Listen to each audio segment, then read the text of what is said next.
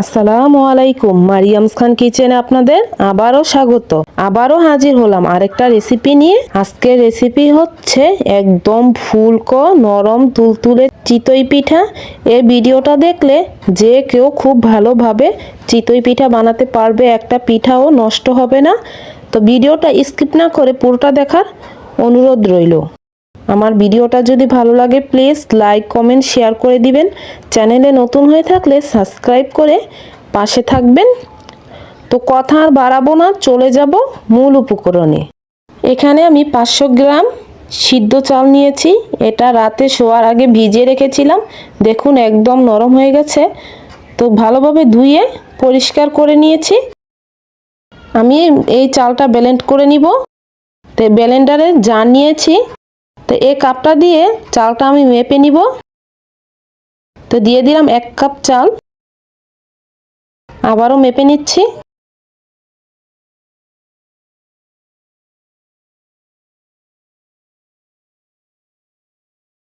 তো 2 কাপ, পুরোপুরি 2 কাপ চাল হয়েছে এখানে। তো ভালোভাবে বাটি থেকে কাছিয়ে নিব।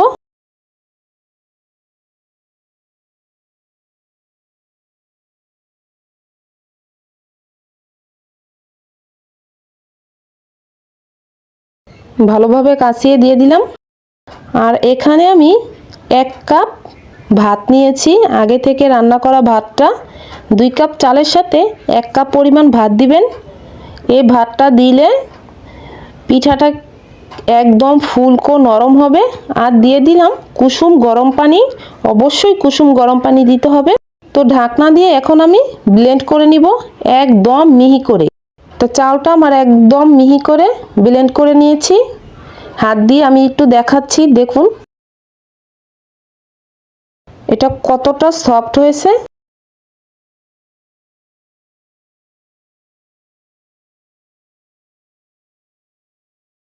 দেখুন একদম আঠালো। তো একটা বাটিতে আমি ঢেলে নিব।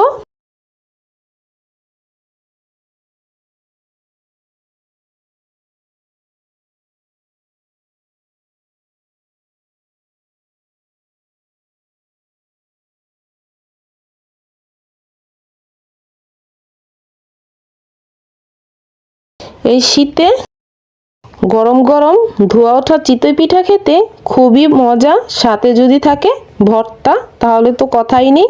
তো সম্পূর্ণটা আমি ঢেলে নিলাম। এখন ব্লেন্ডারটা একটু ধুয়ে নিব, ব্লেন্ডারের সাথে অনেকটাই লেগে আছে।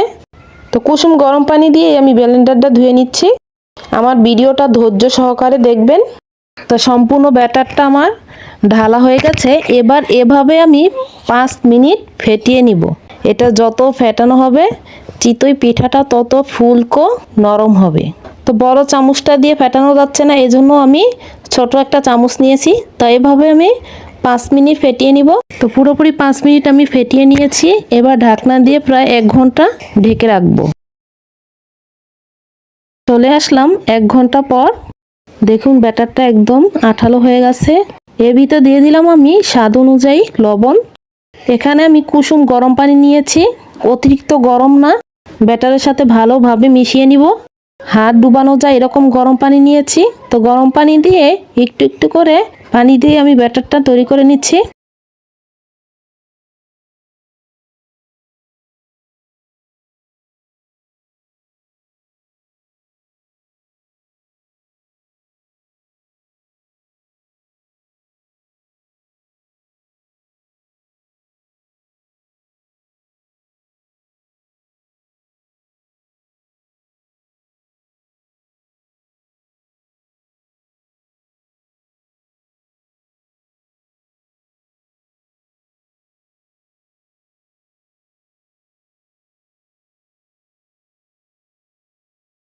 এখানে আমি ইনুর প্যাকেট নিয়েছি, এটা যে কোনো দোকানেই পাওয়া যায়। এটার দাম 15 টাকা নিয়েছে।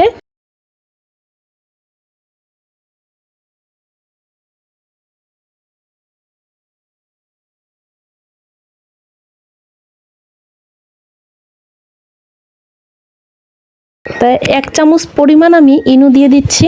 1 চামচের থেকে কিছুটা কম ইনু দিয়ে দিলাম। আর এর ভিতর দিয়ে দিব একটুখানি পানি। তো এবারও আমি ভালোভাবে মিশিয়ে নিব।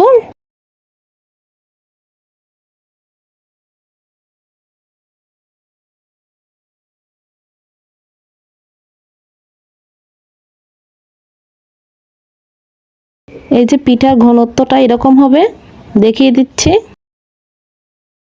হাত দিয়ে একদম ঘন হবে না, একটু পাতলা পাতলা হবে। তো দেখে বুঝতে পারছেন, একদম ঘন হলে কিন্তু পিঠাটা হবে না ভিতরটা।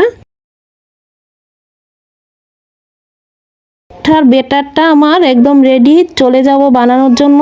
এখানে আমি রান্নার কড়াই নিয়েছি, তো একটুখানি তেল দিয়ে দিলাম। আপনারা চাইলে এখানে লোহার কড়াইও ব্যবহার করতে পারেন।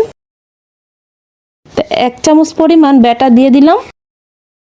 কড়াইটা খুব ভালোভাবে গরম করে নিতে হবে। এবার ঢাকনাটা দিয়ে দিব। প্রথম অবস্থায় চুলার আঁচটা বাড়িয়ে দিতে হবে, পরে কমিয়ে দিতে হবে। তো একটুখানি পানি দিয়ে দিলাম, এতে পিঠাটা ফুলকো হবে। 1 থেকে 2 মিনিট আমি অপেক্ষা করব। চলে আসলাম 2 মিনিট পর। দেখুন মাশাআল্লাহ, প্রথম পিঠাটাই আমার কতটা সুন্দর হয়েছে। দেখুন কতটা ছিদ্রযুক্ত হয়েছে। আবারও তেল দিয়ে দিলাম। একইভাবে আমি আরেকটি পিঠা বানিয়ে দেখাচ্ছি।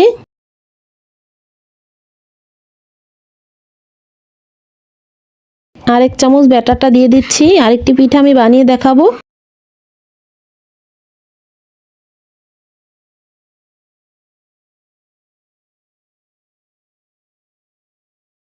আবারও ঢাকনা দিয়ে দিলাম। আবারও আমি পানি ছিটিয়ে দিলাম। তো চলে আসলাম 2 মিনিট পর। মাশাআল্লাহ, দ্বিতীয় পিঠাটাও আমার খুব সুন্দর হয়েছে।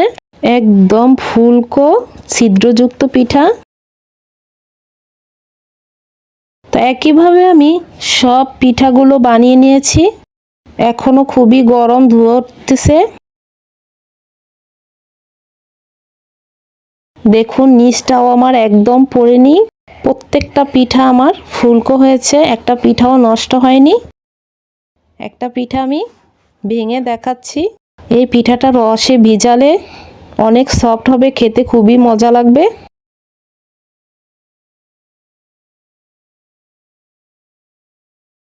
তো আজ এ পর্যন্তই। ভালো থাকবেন, সুস্থ থাকবেন। আল্লাহ হাফেজ।